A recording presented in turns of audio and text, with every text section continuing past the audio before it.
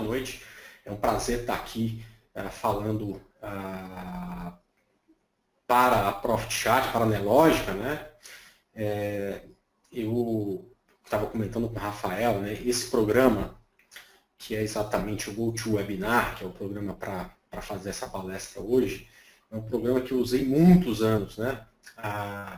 Eu, o Igor e o Bo Williams, que hoje somos analistas da Clear Corretora, a gente teve a primeira sala online que atendia, no primeiro momento, atendia clientes que eram nossos, né, do Trade ao Vivo, que era uma empresa que a gente criou em 2007, né, quase 10 anos. E a gente ficava durante todo o pregão online com esses investidores e usávamos um programa como esse, né? Então eu tenho certeza que provavelmente muitos ainda estavam brincando de brincadeiras infantis, enquanto a gente já estava aqui tradando no mercado e mostrando as operações que a gente fazia para os nossos alunos e clientes, né? Mas faz uns 5 anos que eu não utilizo esse programa, né? Então eu estou aprendendo aqui junto com o Rafael. O Rafael falou que está aprendendo hoje aqui. E eu também estou aprendendo aqui junto com o Rafael, reaprendendo, né? Bom, a minha história é engraçado, né? Porque no começo a minha história, há algum tempo atrás, a minha história era curta de mercado, já ela é muito longa, né? Ela já tem quase 15 anos e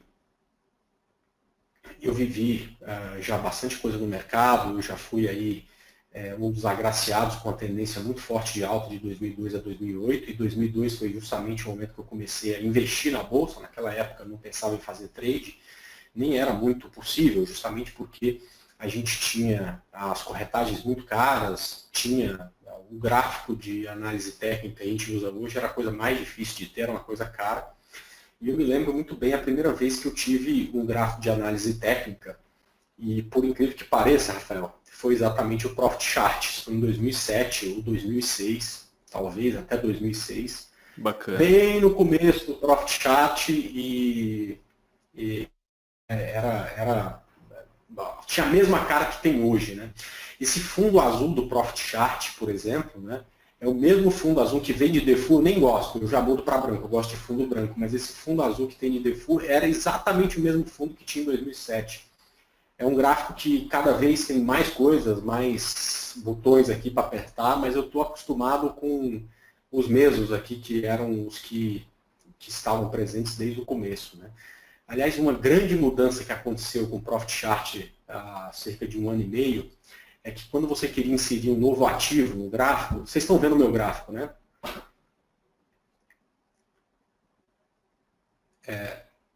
Rafael está vendo o gráfico aí, né? Sim, o pessoal tá respondendo aqui, tá todo mundo falando que tá conseguindo acesso. Então, por exemplo, poxa, eu quero fazer uma operação de Petro, né? Então eu vim aqui, para colocar, por exemplo, uma opção de Petro, eu tinha que vir aqui no gerenciador de ativos, vir aqui em opções e procurar aqui a opção de Petro para colocar. Era um saco, né? Mas depois que vocês mudaram isso aqui para, por exemplo, eu quero colocar Petro e H42, né? Que é a strike de R$12, por exemplo, né? É só eu vir aqui fazer aqui, ela já vai para a minha grade de ativos, né? Puxa vida, ficou muito, muito, muito legal. Isso aqui era a única coisa que eu tinha para reclamar do Profit Chart, mas agora está resolvido, né? Inclusive, essa grade de ativos que tem aqui do lado esquerdo, né, é a grade de ativos que eu uso para fazer as minhas. Hoje a Petro H42 subiu 153%. Né? Tendo visto que saiu o balanço da Petro e foi muito ruim, provavelmente ela vai até cair se brincar. Né? Mas enfim, era a única coisa que eu não gostava, que eu tinha reclamado do Profit Chart toda vez que encontrava com o Maurício, falava para ele, pô, precisa colocar aqui. Ele acabou fazendo. Aliás, outras coisas aí tem nesse gráfico, né, coisas que não sei se estão aqui por minha causa, né, mas eu acho que mais importante do que saber ponto de entrada é saber gerenciar risco. Né? Aí uma vez eu pedi para o pessoal para colocar isso aqui. Né? Por exemplo, deixa eu passar um ativo, por exemplo, que deu compra hoje. Né? Natura. Quando eu vou comprar um ativo, eu gosto de saber qual que seria o bom gerenciamento de risco. Então, essa ferramenta de risco-ganho aqui, né, que é quando eu coloco aqui o meu preço de compra, o meu preço de stop, e ele me dá a relação de risco-retorno de 3:1 aqui, talvez essa aqui eu acho que fui eu que pedi para colocar aqui. Isso aqui ajuda bastante, né, porque a gente tem que saber quanto que o ativo tem que andar para a gente ter um bom gerenciamento de risco. Você pode clicar aqui e mudar esse gerenciamento de risco, enfim. Então isso acaba sendo uma coisa que ajudou bastante também a transformar esse gráfico num gráfico melhor. Aliás, fora isso, mais um monte de ferramentas. Então, realmente é um prazer estar falando aqui hoje com vocês. É a primeira vez que eu estou aqui falando exatamente sobre algo que eu gosto muito, que é sobre reversão de tendência, né? O tema difusor de fluxo, na verdade, é um indicador que, na verdade, eu não criei, eu só otimizei, porque, na verdade, o difusor de fluxo nada mais é do que o MACD. O MACD com mais uma linha, tá certo? Eu sempre me incomodei muito com o MACD, ele dá muitos sinais a todo momento, né? E quando eu gosto de pegar tendências mais contundentes, né? Quem me conhece, entende, já viu algumas recomendações que eu fiz e tudo mais, sabe que eu gosto de focar muito mais em qualidade do que em quantidade, né? E o difusor de fluxo, para operações de reversão de tendência, fez melhorar muito a qualidade das minhas operações e talvez tenha diminuído drasticamente a quantidade, né? E esse indicador, ele está aqui no Profit Chart. E antes até da gente começar, eu queria mostrar onde vocês podem pegar o indicador, né? Deixa eu ver se eu já coloquei aqui. Está aqui, ó, Layout 3, está aqui. É simples, né? Só vir em ferramentas aqui. Opa, vamos lá, travou aqui. Inserir indicadores, só digitar aqui um D, né? Vai aparecer aqui o difusor de fluxo, tá certo? Você vai inserir ele no teu gráfico, ele vem todo aqui desconfigurado, com alguns números diferentes. Eu gosto de manter, vem aqui com números parecidos com números de MACD, né? Eu gosto de mudar aqui isso aqui para 21 e para 55, tá? São números que eu aprendi com Bo Williams, que tem mais a ver com o mercado, né? São números separados por FI e FI ao cubo, e coloco essa linha como se fosse uma linha vermelha. Isso aqui para mim como se fosse o curto prazo, tá certo? Clico em aplicar, então a gente já tem a primeira linha do nosso difusor de fluxo, né? Então nada mais é do que uma linha do MACD. Em vez de 12,26, eu coloco aqui 21,55, tá?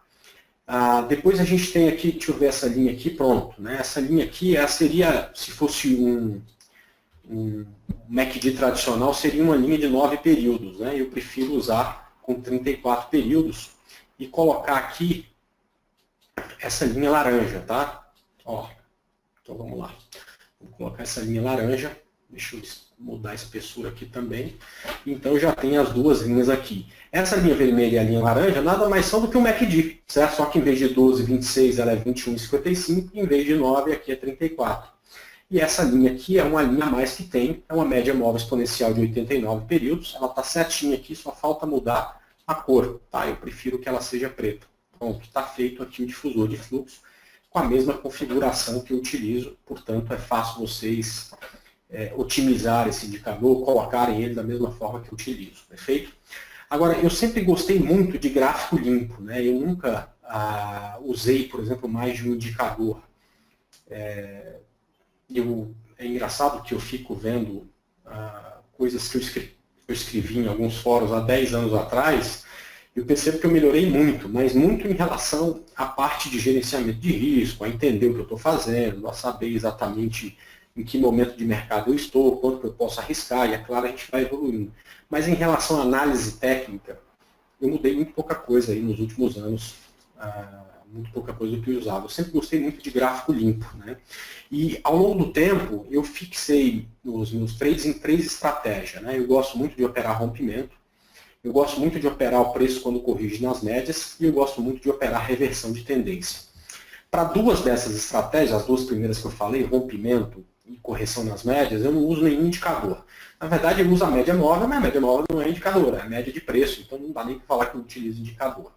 Então, para começar, né, aqui, a conversar com vocês, né, esse indicador, que é exatamente o difusor de fluxo, eu só vou utilizar para que eu acho a mais nobre, tá certo, das operações, que é exatamente a operação de reversão de tendência. Por que é a mais nobre?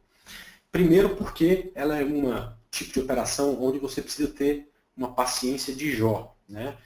Às vezes uma reversão de tendência dura no gráfico diário, demora no gráfico diário meses, anos para acontecer, né? Mesmo no day trade, eu posso dar um exemplo de hoje, meu Deus do céu, né? A gente ficou esperando por uma reversão de tendência em Petro e Vale até 12:30. A primeira vez que a gente foi comprar, porque tinha uma reversão de tendência no gráfico, já era quase 12:30, ou seja, precisa de ter paciência para esperar o momento certo. Mas quando esse momento certo aparece, ou seja, quando a tua estratégia passa a ficar estampada no gráfico, o retorno disso, né, a porcentagem de operações que dão certo é muito grande. Tá? Então é o tipo de operação que eu mais gosto de fazer e é o tipo de operação que eu realmente mais procuro no gráfico. Né? Neste momento, por exemplo, né, tem uma operação que a gente está observando em Gafisa que atende um pouco esses critérios, quer dizer, ela pode nem acontecer, mas se acontecer, também em PDGR3, se acontecer, eu tenho certeza que acaba dando um excelente retorno. Né? Bom, vamos falar um pouco o que seria exatamente a reversão de tendência e por que eu cheguei à conclusão de que precisava, a partir daí, né, ter um indicador para me ajudar de decisão. Né? E aí eu vou começar falando sobre teoria de ondas de Elliott. Só quero um feedback, Rafael, para saber se está aparecendo aí para o pessoal o meu PowerPoint. Está sim. Primeiro ciclo em vermelho. Está aparecendo. Tá bom. Então, beleza. Eu vou até desligar o webcam agora, tá? Vou deixar só o PowerPoint. Tá ok, né? Sim, está tranquilo. Beleza. Então, vamos começar, cara. Então, uma das teorias aí mais aceitas para análise técnica, né, é exatamente a teoria das ondas de Elliott, né? Eu particularmente acho a teoria de ondas de Elliott muito complicada, mas a parte inicial, a explicação exatamente em relação aos ciclos, eu gosto bastante. Né? Então, Elliott falava que o mercado ele trabalha em ciclos, né? Que o ciclo maior, por exemplo, quando tem duas ondas, uma de tendência de alta e outra de correção, ele tem, depois desse primeiro ciclo, um segundo ciclo, né? Que tem 5 ondas a favor da onda da tendência de alta e 3 ondas de correção, que a gente chama carinhosamente de ondas ABC, né? Chegando aqui ao final do segundo ciclo com 8 ondas. Né? E depois disso, você tem o terceiro ciclo, que também tem ondas 1, 2, 3, 4, 5 a favor da tendência, onda ABC, 1, 2, 3, 4, 5 a favor da tendência, ABC, 1, 2, 3, 4, 5 a favor da tendência, ABC, aliás, reverteu a tendência, 1, 2, 3, 4, 5, ABC, 1, 2, 3, 4, 5, ABC. Né? E aí ele vai mostrando outros e diversos ciclos aí. Tem um quarto ciclo, que é o ciclo dentro desse preto e tudo mais. Depois tem o quinto ciclo, que é o ciclo dentro do quarto ciclo. E uma coisa que o Bo Williams, que foi com quem eu aprendi a dar importância cada vez mais ao cubo, notava, é que se você pegasse a distância que separa um ciclo do outro, é sempre uma distância muito parecida com φ ao cubo. Né? Então, quando você divide 610 por 144, você acha φ ao cubo, 144 por 34, você acha φ ao cubo. Por isso, até que todas as minhas referências acabam levando em conta esse valor. Né? Então, eu gosto de usar para o tipo de análise que eu faço, né, sempre o segundo ciclo. Tá? Que para as operações de swing trade eu chamo de gráfico diário. Da mesma forma que para as operações day trade, né, eu chamo de gráfico de 5 minutos, tá certo? Elliott falava que na tendência de alta o preço fazia 5 ondas de impulsão e 3 de correção. E que a maior onda da tendência era essa aqui, ó, a onda 3, que quando era pequena, né, a onda 3, que quando era pequena tinha pelo menos 100% do tamanho da onda 1, tá ok? A onda de reversão de tendência é sempre a onda 3, tá? Então, o que a gente chegou à conclusão é de que o mercado vinha lá de cima, né? O mercado vinha lá de cima. Deixa eu só fazer uma modificação aqui. Pronto, peraí. Não, ainda não. Aqui, só um segundo aqui, deixa eu ver, abrir.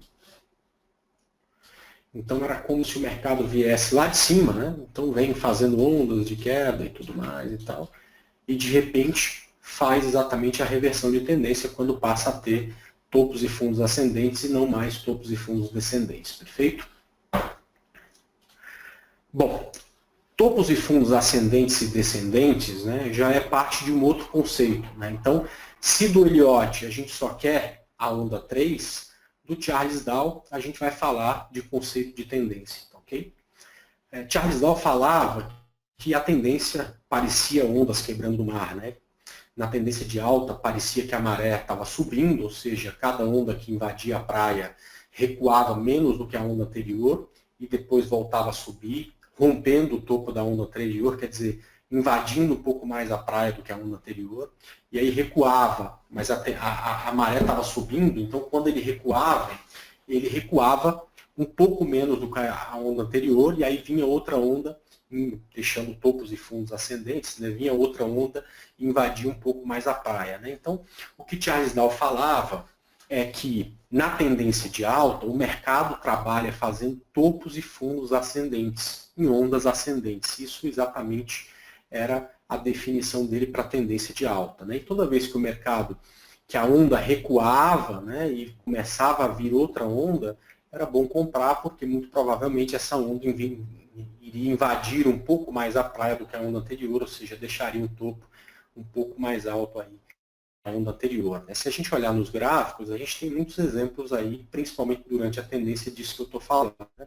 Se a gente, por exemplo, olhar a Rumo 3, que é uma das que está sendo campeãs de audiência aí, né, nos últimos momentos, né, ela vem subindo bastante, né, olha só, ela faz exatamente esse movimento já há bastante tempo. Né? Então, ela sobe, recua, né, sobe, recua, sobe, recua, sobe, recua, sobe, recua, e hoje subiu de novo. Né? Então, esse é o padrão da tendência de alta quando o mercado faz topos e fundos ascendentes. Aqui, por exemplo, a gente tinha exatamente o contrário.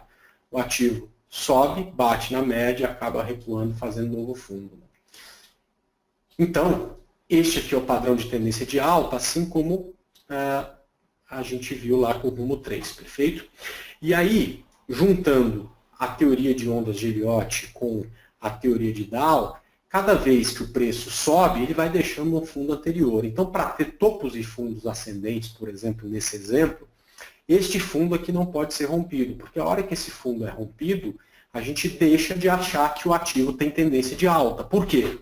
Porque se na tendência de alta os fundos são ascendentes, esse fundo não poderia ser rompido. Ou seja, neste caso, a partir do rompimento, nós já temos tendência de baixa, portanto, a gente não quer mais comprar, só vender. Perfeito? E aí o que acontece? O preço volta a subir e falha na tentativa de fazer um novo topo antes de romper esse topo e começa a cair. Aí a gente já tem um fundo mais baixo que o fundo anterior e a gente passa a ter um topo também mais baixo do que o topo anterior. Ou seja, a partir daí é provável que venha uma reversão de tendência.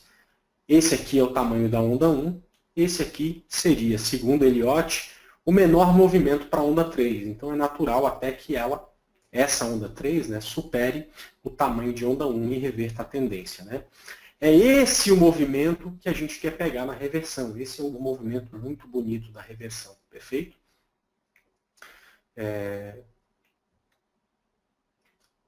Eu gosto de olhar exatamente esses padrões de reversão no gráfico diário, se tratando de swing trade, e no gráfico de 5 minutos, se tratando de day trade. Perfeito?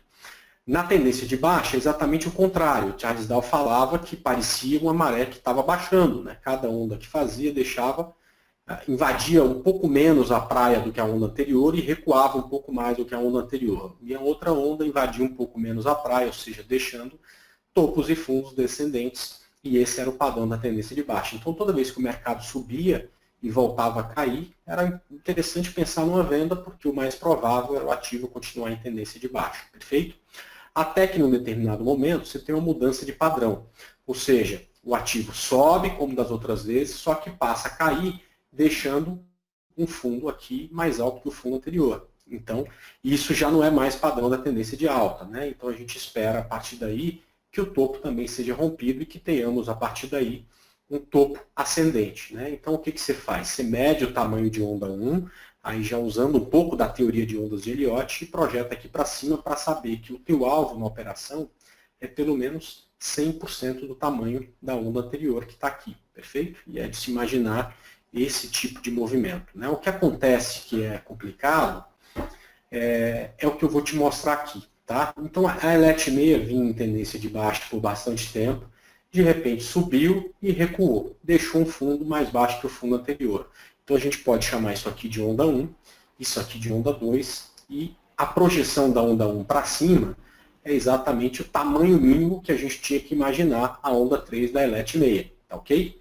O problema é que, e ela realmente foi lá, né? O problema é que a confirmação da onda 3, ou seja, o momento em que a gente descobre que era realmente uma reversão de tendência, é só no rompimento do topo anterior, quando o risco é grande e o alvo é pequeno. E isso sempre me incomodou, né? Qual é a ferramenta que eu posso utilizar para, ao invés de imaginar essa onda 3 aqui em cima, imaginar essa onda 3 aqui, a partir, por exemplo, do rompimento de um topo como esse, né? De tal forma que o meu risco seja pequeno e o meu alvo precisa, claro, né, ser bem maior do que o meu risco para valer a pena a operação, perfeito? E foi por isso, então, que eu resolvi adicionar no meu Trade System um indicador. Num primeiro momento, eu gostava muito do MACD, a gente começou a utilizar o MACD, utilizava o MACD para isso, para esse tipo de operação.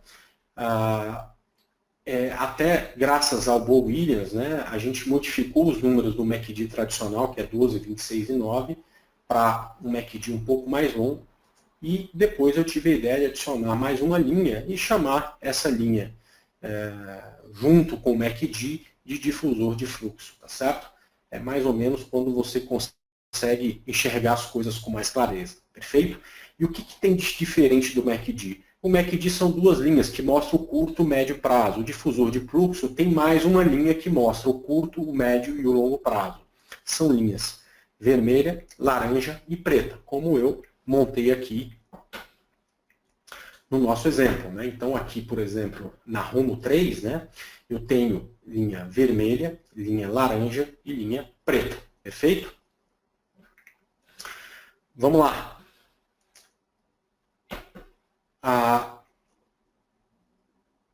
Assim como o MACD, né, esse indicador mostra o fluxo de compradores e vendedores, né?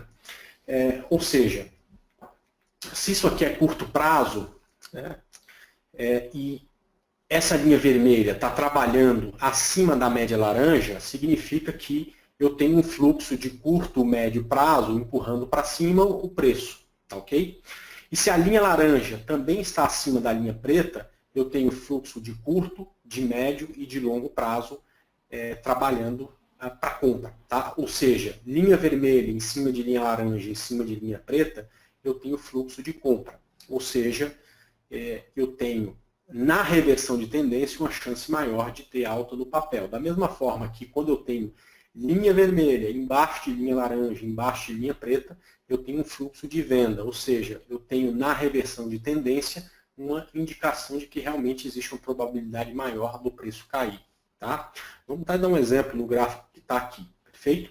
Então aqui, ó, a gente tem cruzamento, tá? De Rumo 3 do difusor para cima. A partir desse ponto, né, o ativo estava valendo qualquer coisa aqui, sei lá. Fechamento 3,11, tá? Então a partir desse ponto, eu tenho o quê? Eu tenho indicação pelo difusor de que o fluxo agora que era de venda e o preço só caía, mudou para compra. Então, ao invés de eu esperar na reversão de tendência o rompimento desse topo, eu posso até me adiantar e pensar em outra operação um pouco antes, né, com risco um pouco menor. Ok? Aliás, deixa eu dar um exemplo também aqui de uma operação de venda. Né? Se a gente pegar, por exemplo, ativos que estão em tendência de baixa já há algum tempo, a gente consegue até achar essa indicação. Se eu pegar aqui o momento em que a linha vermelha ficou abaixo da linha laranja, embaixo da linha preta, a gente estava aqui com Fibre a, sei lá, deixa eu colocar aqui no layout 4, aqui, não, aqui mesmo.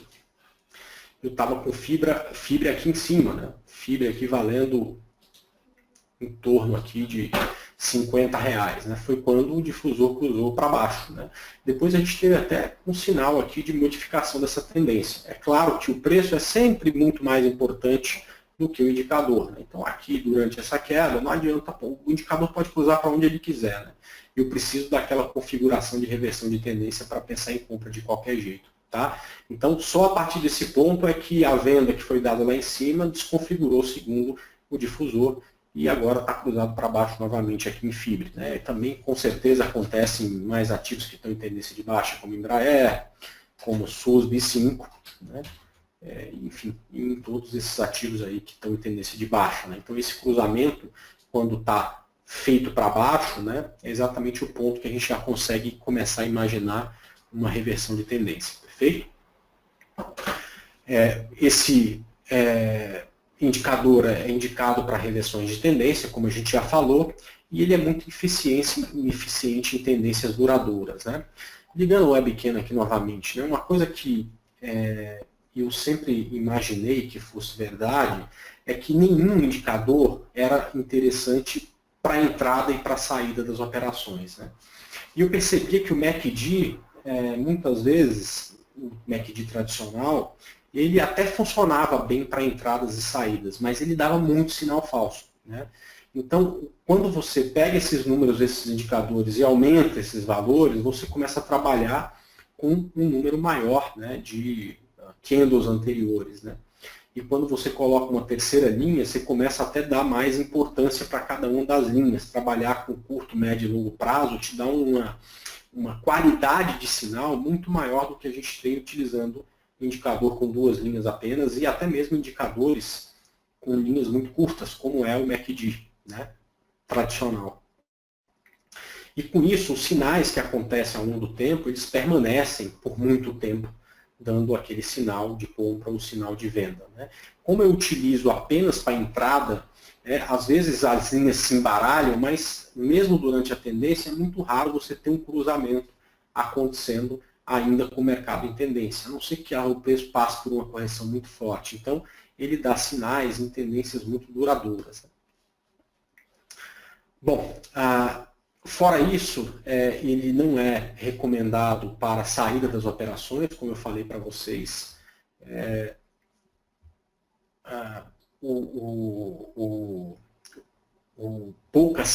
Acho que quase nenhum indicador, né?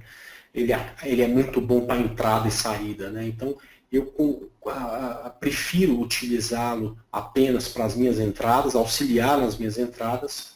E, claro, né, porque sei que, principalmente na reversão de tendência, quando temos a reversão, a gente tem oportunidades belíssimas de conseguir excelentes relações do que a gente chama de risco-retorno, né?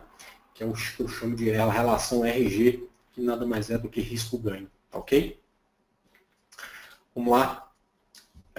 Falar um pouco da construção, mas de forma bem resumida, né?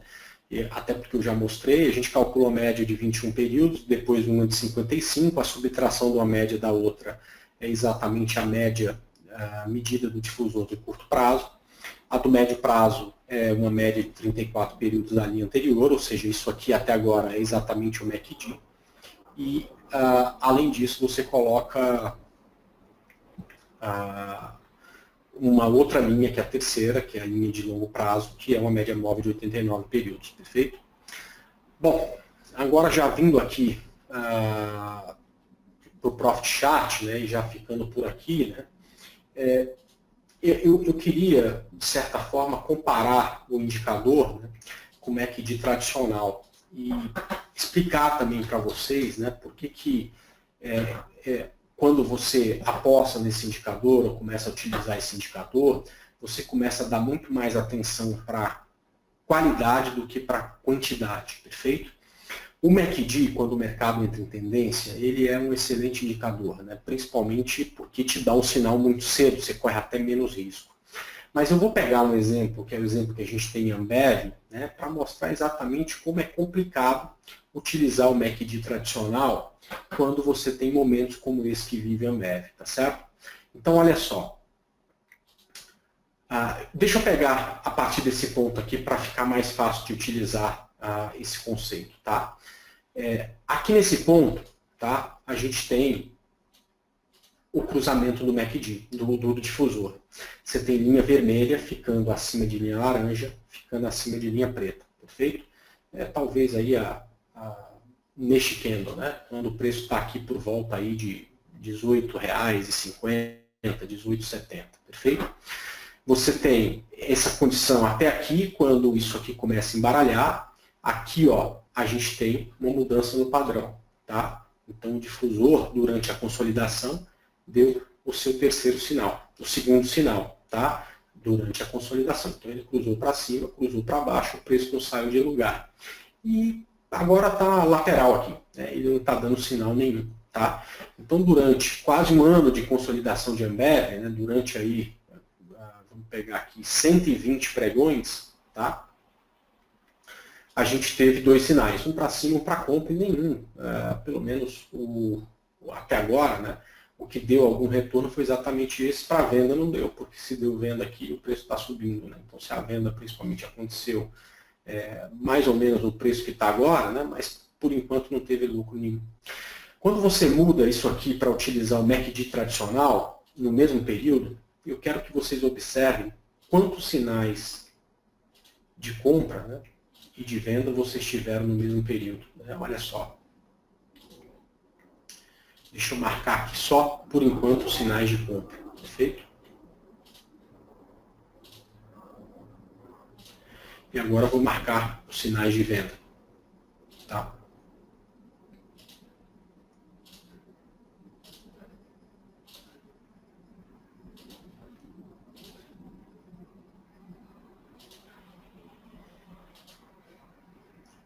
Acho que é só isso, né? Isso aqui não precisa participar. Então, você comprou lá em cima, vendeu aqui embaixo, tomou um baita do stop, aí depois você comprou lá em cima, provavelmente vendeu aqui embaixo de novo, mais um stop, aí você comprou lá em cima, vendeu aqui embaixo de novo, talvez a operação de 0 a 0, comprou lá em cima, vendeu aqui embaixo de novo, né? Comprou lá em cima, comprou aqui embaixo dessa vez e vendeu. Isso aqui até deu dinheiro, a última operação, ele está comprado de novo, tá certo? Então, durante a consolidação, você usar um indicador mais curto e que não tem um filtro como essa terceira linha do difusor, isso te dá aí, às vezes, uma centena de operações, tá certo? Com o mercado sem se mexer com o mercado em consolidação, tá? E aí, vamos dar outro exemplo, dessa vez até em day trade. Vamos pensar aqui no gráfico até de 5 minutos, que é exatamente o gráfico de hoje. Tá? Olha só, hoje lá na sala de operações, a gente falou de algumas operações de compra, né, natural. O mercado subiu que nem o foguete hoje e tal. E uma delas foi a Petrobras, a outra foi a Vale. As duas tinham a mesma condição, tá? Uma condição parecida de gráfico. Era, nos dois casos, uma reversão de tendência. Né? Então, o exemplo pode ser com Petro ou com Vale. Aliás, vamos aqui com acho que com Petrobras, né, está um gráfico até mais com essa reversão de tendência, né, até muito mais fácil de se observar. Né? Então vamos começar fazendo algo simples, que é falar de teoria de Dow. Tá? Então olha só, quando o preço está fazendo topos e fundos descendentes, a tendência é de baixa, ok? Então, na tendência de baixa, a gente não compra, a gente só vende. Né? É o que a gente tem aqui, por exemplo, em Petri 4, na tendência de baixa. Aí, de repente, a Petri 4 sobe. Olha o que ela faz. Ela rompe o topo anterior. E depois ela recua. Tá certo? E deixa um topo mais alto do que o topo anterior. Quando que a gente vai ter uma confirmação? Tá? Só para falar, né, uma das coisas interessantes aqui, para quem não prestou atenção, esse é o gráfico de Petrobras, tá aqui em cima, né, um gráfico de 5 minutos. Tá?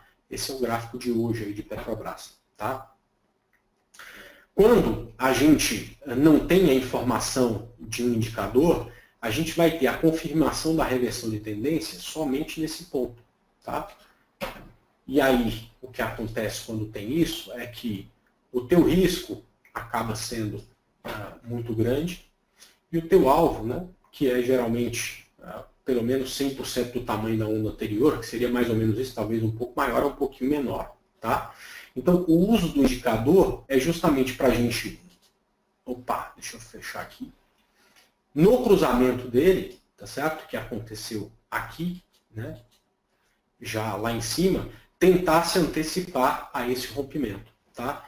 E aí, o que muitas vezes acontece? Na correção, muitas vezes, da perna, o diabo do MACD cruzava para baixo. Isso que eu queria morrer quando acontecia. Né? Quando você troca o MACD pelo difusor, eu vou até tirar essas médias para não nos atrapalhar. Tá? Você percebe que esses movimentos de cruzamento são muito menos contundentes. Né? Então, olha só, Petrobras cruzou para baixo aqui em cima, enquanto ela estava no primeiro processo de descida. O indicador não deu mais nenhuma vez sinal de compra, porque a linha laranja ficou abaixo o tempo inteiro da linha preta. Quando a Petrobras hoje começou a subir, o indicador falou, ó, eu não sei você, preço, mas eu não caio mais, eu já reverti a tendência, o meu fluxo já é de compra. Tá? Aí quando eu observo o quê? Que, poxa vida, a partir de agora, nós... Opa, peguei a ferramenta errada aqui, peraí.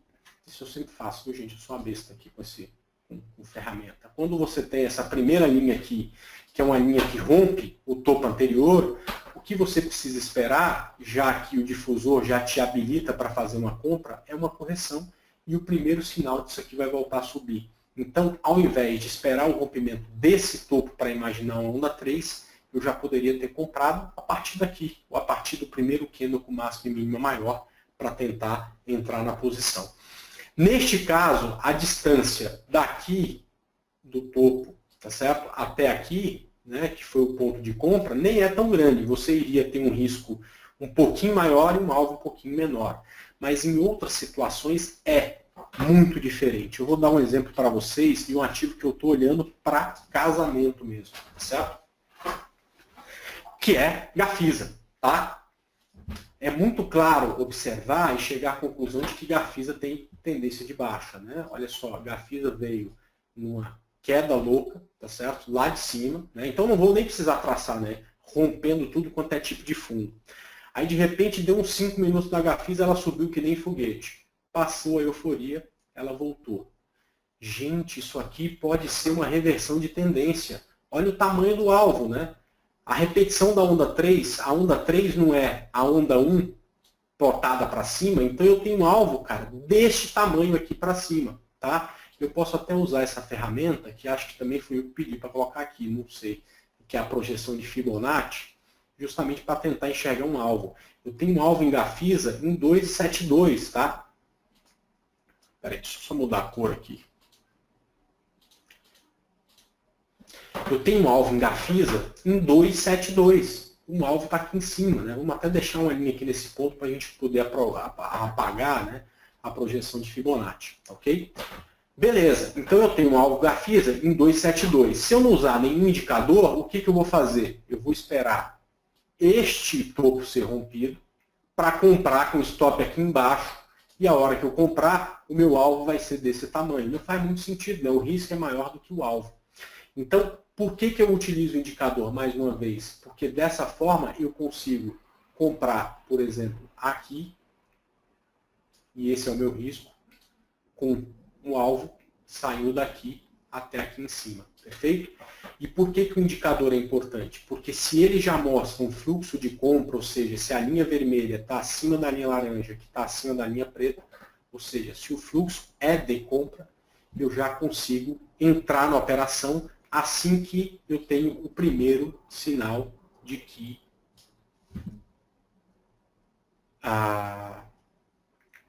esse fundo não vai ser mais rompido. Perfeito? Agora, André, primeiro sinal é muito subjetivo. Você precisa ser mais objetivo. Então, eu vou ser o mais objetivo possível. Tá certo? Aliás, eu fiz uma receita de bolo das minhas estratégias. Eu vou mostrar para vocês. O primeiro sinal que eu falo é exatamente uma reversão acontecendo ou um rompimento de topo do gráfico de 60. Olha só. No gráfico de 60 minutos, a Gafisa veio descendo. Descendo, descendo, novo fundo, desceu, novo fundo. e agora subiu. Se a Gafisa romper R$ 2,16, eu sei até o preço porque é um ativo que eu prefiro ficar sem meus dentes da frente do que não operar amanhã. Tá? Se a Gafisa romper 2,16, o topo dos 60 minutos vai ser rompido. E aí eu posso entrar nessa operação. André, mas o difusor? Esquece do difusor aqui. Difusor é para usar no gráfico diário, não é para usar no gráfico de 60. Então, o primeiro sinal, quando eu falo, é um rompimento do topo no tempo gráfico menor. É claro que, no caso de Gafisa, é a região de 2,16. No caso de Petrobras, como o tempo, a gente estava falando de day trade, o gráfico menor é o gráfico de 1 minuto, perfeito? Então, eu consigo, utilizando esse indicador, me antecipar exatamente a essa condição de mercado. Olha só o que acontece com o MACD. O MACD está cruzado para baixo, porque essa correção foi suficiente para fazer esse aqui, que a Maria vai com as outras, cruzar para baixo. Então, algo que muita gente gosta de usar, porque dá o sinal antecipado, na reversão de verdade, acaba demorando para dar o sinal e eu acabo não utilizando, tá certo? Então, vou voltar para esse layout 4. Opa, vamos lá, layout 4. Ué, cadê o diabo da média? Ah, tá aqui, tá, layout 3. Vamos tentar ser mais objetivo ainda, tá certo? Vamos utilizar um dos meus fluxogramas que eu gosto aí, para que vocês entendam perfeitamente a forma que a gente enxerga o mercado e a forma de fazer as operações, tá? Eu acredito fielmente, tá certo, que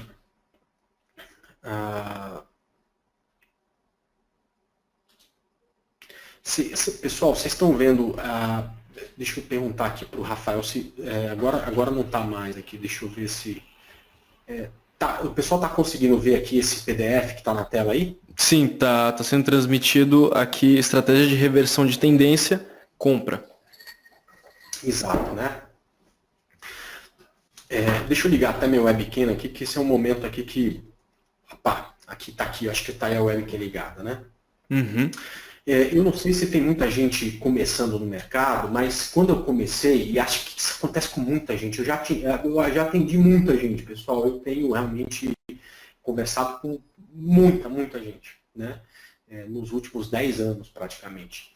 Todo mundo acredita que o segredo do mercado é achar o bom ponto de entrada. Eu acho que isso qualquer criança de 5 anos consegue, né? O segredo é você saber, além do ponto de entrada, antes de entrar em qualquer operação, quanto que você vai perder se der errado, ou seja, onde está o stop, quanto que você pretende ganhar se der certo, onde está o alvo, saber gerenciar risco, dividir o teu capital em várias frações para nunca arriscar muito dinheiro numa única ação que pode amanhecer com gap de alto ou de baixo no dia seguinte, enfim. Isso acaba sendo o segredo e o que me faz permanecer com o mercado por muito tempo. E aí a gente falava isso com alguns amigos, alguns colegas, e o pessoal falava: poxa, André, mas é difícil saber isso, porque é difícil seguir uma estratégia, porque eu tento uma vez, acabo mudando e tudo mais. E aí, escutando bastante isso, cara, eu fiz um livro, tá até aqui, ó, né? Tem uma cópia aqui que fica de cabeceira, que é um livro chamado Se Afastando da Manada, né? Estratégias para Vencer no Mercado de Ações, né? E tem muitos exemplos aqui, muita coisa falando das minhas estratégias, que eu imagino que seja interessante para servir como base para que você monte a sua. Foi assim comigo, né? Eu aprendi muito com o Bo, com o Igor, com o Alexander Elder, peguei tudo e fiz a minha estratégia, que acaba tendo uma coisa ou outra de cada um que me foi professor, que me ajudou, mas é a minha estratégia, não tem nada a ver hoje a minha forma de operação com a dos outros que eu falei. Acaba que eu criei a minha forma de operar. Mas ainda assim eu achava que muita gente me falava que isso aqui é complicado. E eu percebo que é muito simples. Não é fácil, porque depende de você repetir muitas vezes. Às vezes, consequência ruim, você perde dinheiro, aí acaba mudando aquela estratégia, aí você perde o histórico, para saber se aquilo é difícil ou não. E eu acabei criando algo parecido com a receita de bolo, né? Então o bolo é muito simples, né? Você tem os ingredientes, você tem que ter esses ingredientes para fazer o bolo, e depois você tem um modo de preparo, perfeito? E eu transformei as minhas estratégias em algo parecido com isso, né? Então, nas estratégias de reversão de tendência para compra, né, eu acabo seguindo essa receita de bolo, tá? Então, quando eu vou olhar o mercado, né, a primeira coisa é selecionar um ativo. No caso, a gente está falando aí de Gafisa, ok? Se eu estiver fazendo um day trade, eu estou olhando o Gafisa no gráfico de 5 minutos. Se eu estiver fazendo swing trade, eu estou olhando no gráfico diário, perfeito? A partir disso, né, eu vou para a minha segunda verificação. É verificar se no tempo gráfico principal, que no caso de Gafisa é o gráfico diário, o movimento anterior do preço do ativo foi o movimento da tendência de baixa. Né? Então, o que eu preciso verificar, então, né, é se o movimento anterior é um movimento de tendência de baixa. E aí a gente consegue perceber que né, então, o movimento anterior aqui em Gafisa era um movimento anterior de tendência de baixa. Então, se o movimento anterior era um movimento de tendência de baixa, eu posso tranquilamente achar que isso aqui é uma reversão de tendência. E aí eu continuo fazendo o meu estudo. Tá? Vamos lá. Qual é o próximo passo? Se não for, eu desencano da operação. Se for, né? Então, ó, se o movimento anterior for de alta, não é reversão de tendência para alta. Né? Pode ser qualquer outra coisa, menos isso. Se estiver consolidando o ativo, também não é. Mas se o movimento anterior do ativo for de tendência de baixa, eu passo para o segundo passo da minha receita de bolo. É a mesma coisa. Coloque farinha de trigo. Aí você colocou. Qual que é o próximo passo? Misture com os ovos. Então vamos lá. Vamos passar para o próximo passo. Tá? Confirmação da estratégia de reversão de tendência. Vamos lá. Mais uma vez, eu estou olhando o gráfico principal. No caso aqui, o gráfico diário. Verificar se após o movimento de queda, o preço do ativo permanece acima do último fundo há pelo menos 17 candles. Tá? Que é exatamente o tempo mínimo que a gente imagina para que você tenha uma possibilidade de começar a imaginar a reversão de tendência. O que eu estou querendo dizer aí é que a distância entre este fundo e este fundo tem que ter pelo menos 17 candles. André, tem mais? Então é pelo menos 17 candles. Então vamos lá, vamos prosseguir. Né? Olha só, se tem, se não tem, pô, desencana que não tem reversão de tendência para você analisar aqui e não tem preço de entrada. Tá? Tem. Então vamos para a próxima fase da receita, tá certo?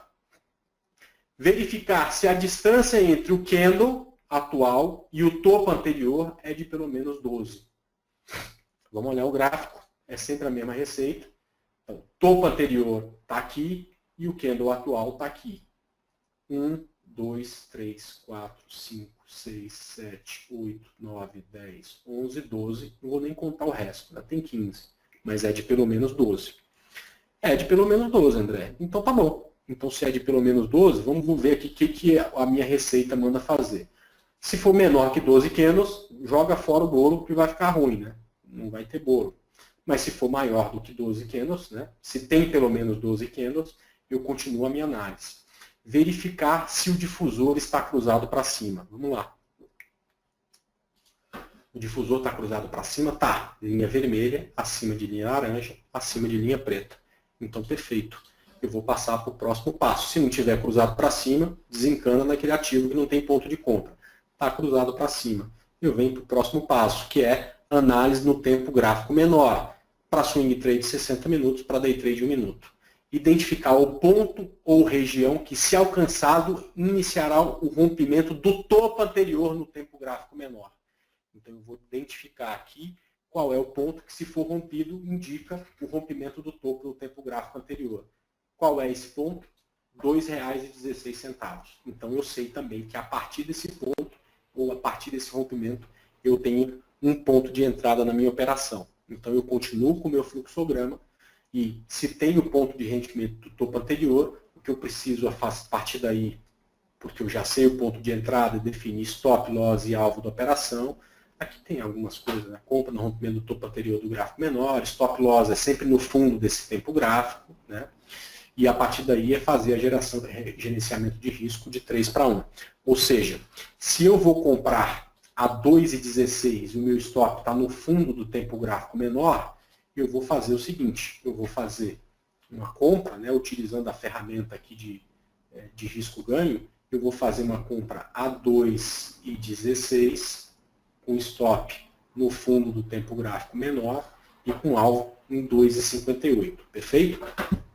Isso aqui é até menos do que isso aqui pode subir se vier onda 3. Não sei se vocês se lembram, mas o alvo era 2,72. Então eu continuo definindo o tamanho da minha posição, em relação à carteira, atendo alguns critérios de gerenciamento de risco e, por fim, inicio a minha operação. É fácil? Não, não é fácil, né? Eu acho que tem alguns pontos aqui que, para quem vê a primeira vez, fica assustado, pois são muitas variáveis e tudo mais, é muita coisa a pensar. Não é fácil, mas é simples, né, pessoal? Por exemplo, se você me falar assim, faz um bolo de laranja agora, provavelmente o meu primeiro bolo que eu fizer vai ficar ruim pra caramba. Mas depois que eu repetir isso 20 vezes, provavelmente vai sair bons bolos de laranja, né? Vão sair bolos melhores do que o meu primeiro, né? Então talvez seguir uma estratégia, por exemplo, com um indicador que eu não mostrei, não seja uma coisa fácil, mas é simples, né? Depois que você fizer e observar alguns gráficos, operar durante um tempo, ver como é que funciona a entrada, ver como é que funciona a modificação de stop e tudo mais, eu tenho certeza que isso, além de simples, né, acaba se tornando fácil simplesmente porque você vai repetir muitas e muitas vezes. Perfeito? Bom, eu acho que eu ainda tenho até muito mais coisa para falar, mas o tempo não permite. Para a gente gastar um pouco de tempo, Rafael, respondendo a pergunta, eu gostaria aí de então encerrar a apresentação e ficar à disposição de vocês aí em relação às perguntas. Perfeito? Não, perfeito, André. Ok, Rafael? Tranquilo. Então vamos abrir agora aqui para as perguntas. Antes da gente iniciar as perguntas, tem muita gente aqui pedindo para o André repassar alguns passos, mostrar novamente algumas coisas que ele, principalmente do PDF dele. Eu vou pedir para vocês entenderem que eu não vou pedir para o André voltar em alguma parte da apresentação, até porque vocês vão ter acesso amanhã mesmo, eu vou enviar para todo mundo o link da gravação. Tá bom? Então, questão de voltar, de repetir, a gente vai deixar para a gravação e vocês vão ter acesso amanhã, que está sendo tudo gravado.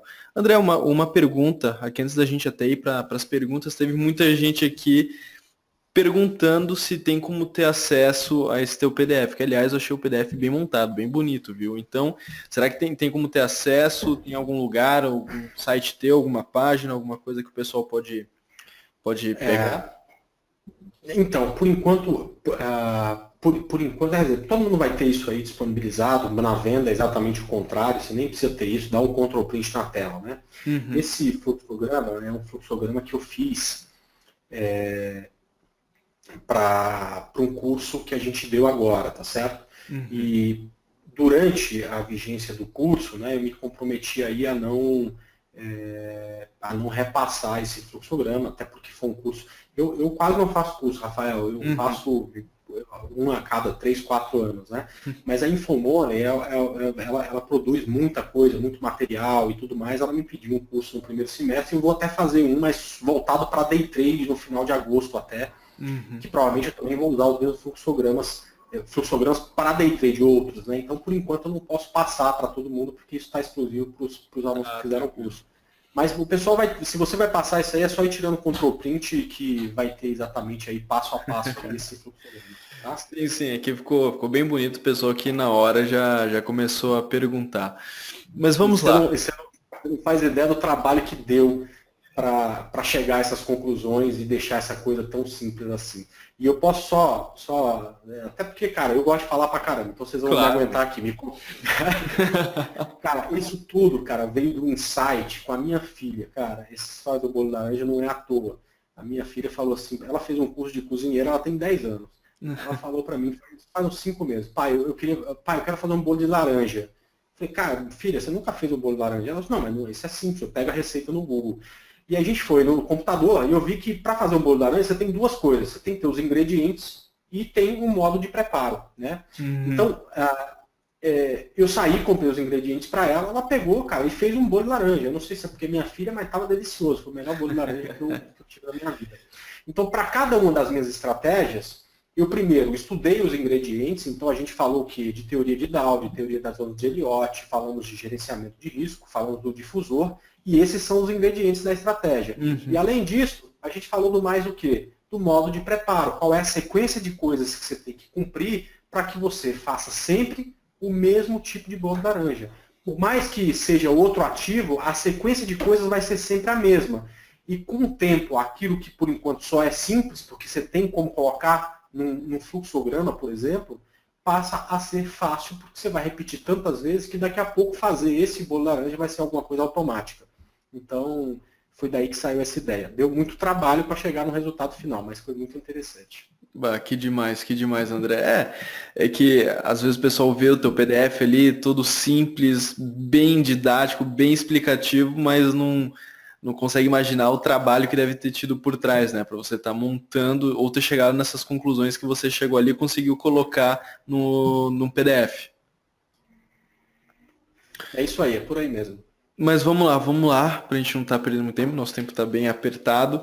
Tem bastante perguntas aqui. Teve uma que, na verdade, acho que representa muitas perguntas ao mesmo tempo, André. É o pessoal pedindo ali para você retomar na questão das médias, né? Das médias aritméticas, exponenciais, para você ali entrar em um pouco mais de detalhes com relação à atuação dessas médias, né? E você falar, não, essa média, essa aqui é exponencial, essa aqui é aritmética, se é de 21, de pessoal que está perguntando de novo. Meio que montar o indicador novamente para o pessoal, é isso? Eles pediram para um pouco de detalhes, porque teve essas perguntas apareceram muito quando você estava ali passando até no teu slideshow, quando você passou ali pela questão das médias, né, que você passou ali pela explicação, e muita gente pediu ali para você, se possível, né, se a gente tem que considerar um pouco do tempo, você vê que for levar muito tempo, a gente deixa para uma outra oportunidade. Você vê que for tomar muito tempo entrar em detalhes com relação à atuação das médias, né? Não, beleza, vamos lá. Bom, primeiro, mais uma vez, estão vendo a tela, né? Sim. Então, para inserir o indicador, é só digitar o D aqui, vem difusor de fluxo. Eu vou inserir aqui para todo mundo, ele só que não vai aparecer com a mesma cara, tá? Então vamos começar aqui nessa que aparece aqui laranja, tá? E modificar.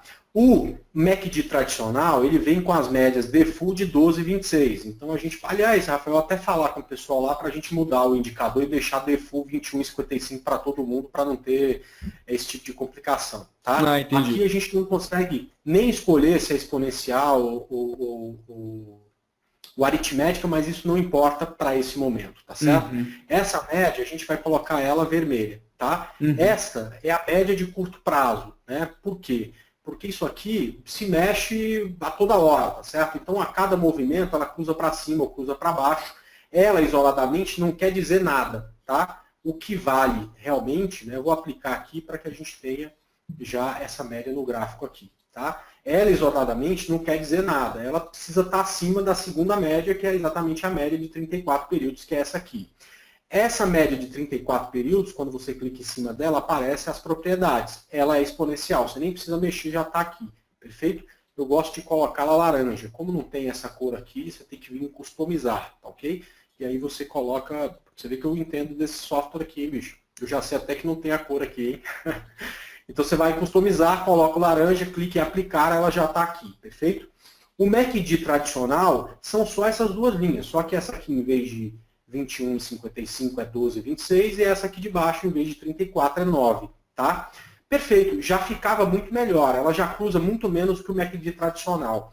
Mas essa terceira linha, isso aqui funciona como algo de médio prazo, tá ok? Então, a linha vermelha cruzado com a linha laranja para cima, já mostra para a gente que existe um fluxo de médio prazo puxando o mercado para cima. É o primeiro sinal de compra. Você vê que cruzou aqui muito no fundo aqui da Gafisa, né? Logo que ela fez alguns candles de alta, isso aqui já acabou cruzando, perfeito? Só que eu percebi que muitas vezes esses sinais aconteciam antes demais de termos uma reversão de tendência. Então eu precisei adicionar aqui mais uma referência para que eu pudesse, neste feixe, né, ou seja, vermelho em cima de laranja em cima de preto, ou o contrário, na casa da venda, né, a partir daí acreditar na operação. Aí essa linha eu coloco ela em preto, né, mudo aqui a espessura, porque eu gosto de uma linha com espessura maior, e eu passo a ter a configuração de compra realmente para reversão quando eu tenho linha vermelha em cima de linha laranja em cima de linha preta, tá certo? Mas não se engane, isso aqui não é coisa de outro mundo. É o diabo do MACD, que é o troço mais antigo que tem na análise técnica, um dos indicadores mais antigos que tem na análise técnica, com mais uma média móvel, tá certo? Não tem nenhum segredo e não precisa nem ser um gênio para chegar a essa conclusão. É algo que pode parecer que não é fácil no primeiro momento, mas é simples, é 3 linhas. Né? E descobrir se elas estão cruzadas para cima ou para baixo, também qualquer criança de 5 anos consegue. Então, tenho certeza, se eu conseguir chegar a essa conclusão, vocês vão chegar também. André, antes você utilizava o MACD, então, e depois você veio com a utilização do difusor de fluxo. Isso, quer dizer, eu inseri mais uma linha no MACD, tá certo? Só isso, tá? Não, perfeito. Uma dúvida que o pessoal aqui apresentou bastante, na verdade acho que foi aqui, em questão de volume parecido, foi a maior, foi na questão das periodicidades, André. O pessoal perguntou muito onde que tem maior eficiência o difusor de fluxo, se isso afeta o resultado, se varia a questão em questão de pontos de acerto, né? Talvez trabalhar com gráficos de 5 minutos, 10 minutos, ou se muda se a gente trabalha com periodicidades maiores, até em questão de gráficos de horas, até diário, né? Então, como que varia o difusor de fluxo? Legal. Bom, eu gosto muito sempre de citar minhas fontes, né? Então eu vou falar de um conceito que eu aprendi com o Bo Williams, que é analista técnico hoje também da Clear Corretora, né? E ele falava muito da separação por fractais no mercado por um número só, que é φ ao cubo, que é 4,236, né?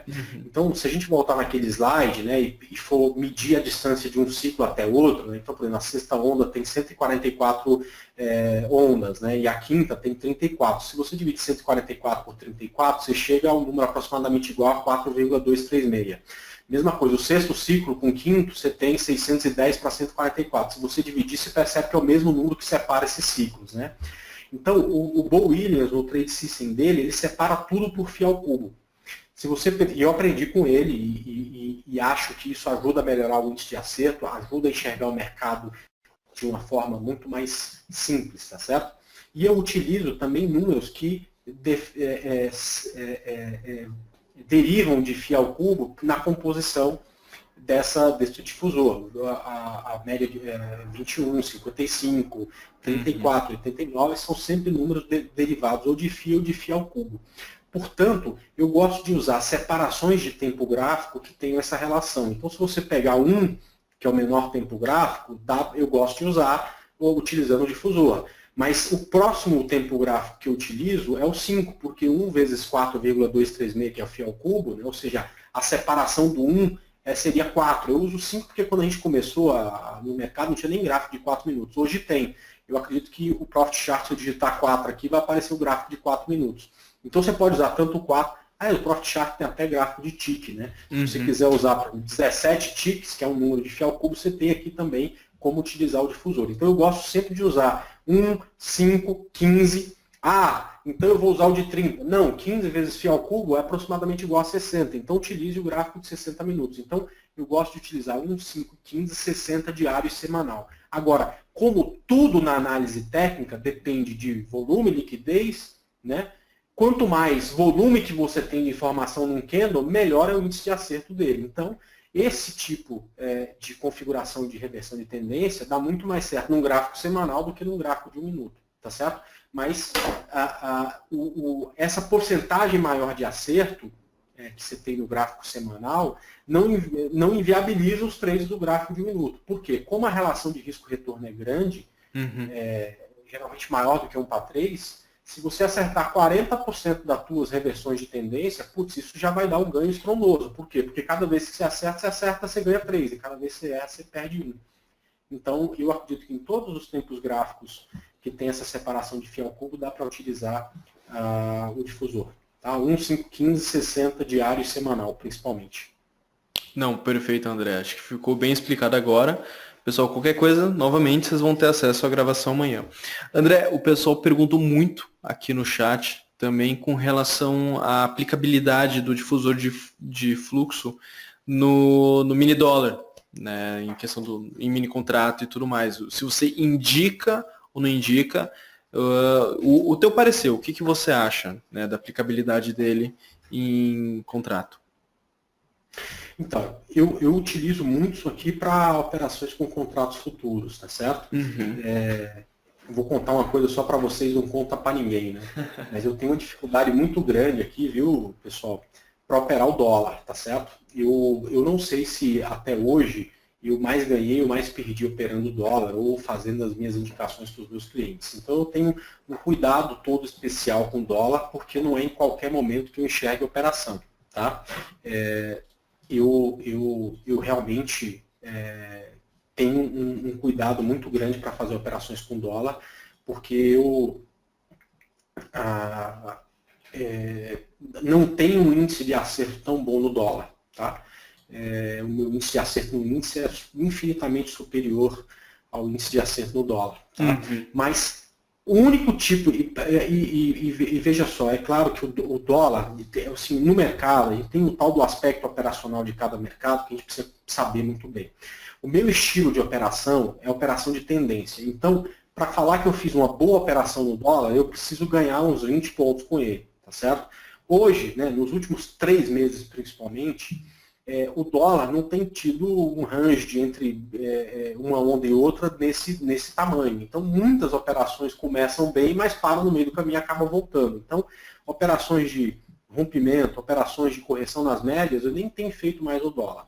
A única operação que continua valendo a pena é exatamente a operação de reversão de tendência. Esse tipo de operação que acontece com o dólar, realmente eu gosto de fazer e continuo tendo um bom índice de acerto, utilizando exatamente os mesmos conceitos aí que eu ensinei hoje aqui. Tá? Não, perfeito, André. Pessoal, a gente já tem que meio que indo aqui para o final, já são quase 9h30, 1h30 de webinar, mas teve uma outra pergunta aqui que o pessoal considerou bastante, foi com relação ao impacto que, vou até especificar aqui a última pergunta, né, entre várias, mas é que entrou aqui por último, que acabou sendo o do Henrique Gomes.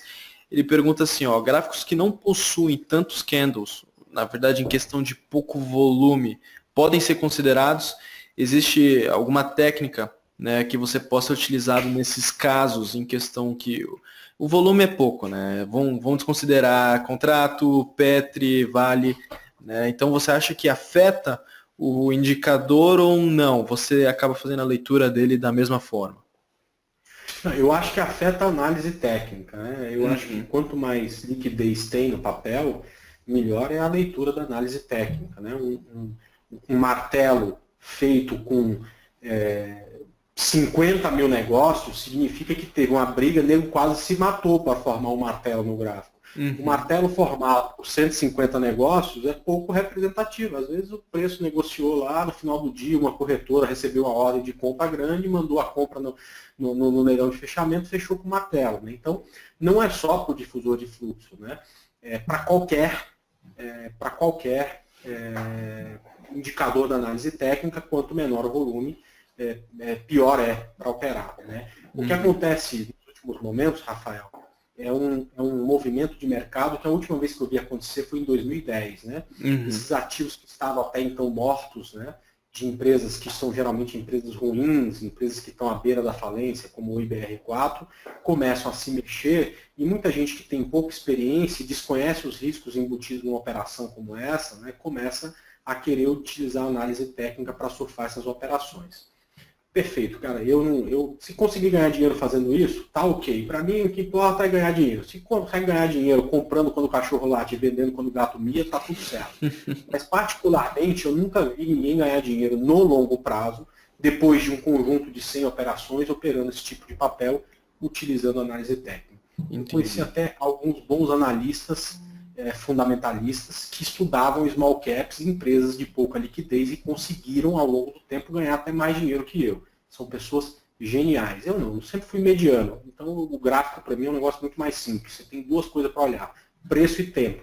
Então eu acabei ficando na análise técnica, mas percebi que ela é uma análise técnica que funciona muito mais com ativos com maior liquidez. Tá? Entendi. Não, perfeito, André. Acho que ficou claro, pessoal. E André, se já quiser fazer suas últimas considerações ali para a gente já encaminhando para o final da webinar, né? Porque já são quase 9h30, mas isso também mostra a qualidade da webinar, né? Quase 1h30 ali a gente se sentir e passando, e todo mundo aqui na sala ainda, né? Mostra que estava bem participativa, né? E o conteúdo estava chamando bastante atenção do pessoal, mas infelizmente a gente vai ter que já ir aqui para o final, André.